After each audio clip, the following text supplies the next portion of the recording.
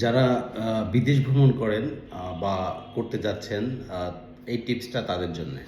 আপনি যখন কোনো দেশে যাবেন তখন একেবারে টু দ্য পয়েন্ট সবকিছু ঠিকঠাক করে নিয়ে যাবেন।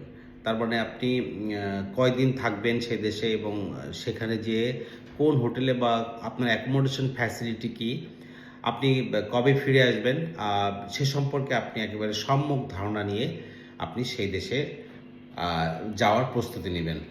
কারণ ইমিগ্রেশন অফিসার আপনাকে বিভিন্ন ধরনের কোয়েশ্চেন করতে পারে যেকোনো সময়ে, এবং কোনো একটা কোয়েশ্চেনে যদি আপনি আটকে যান তাহলে কিন্তু আপনাকে আরও বেশি প্রশ্ন শুরু করে দিবে এবং সেক্ষেত্রে আপনি মারাত্মক বিপদের সম্মুখীন হতে পারেন।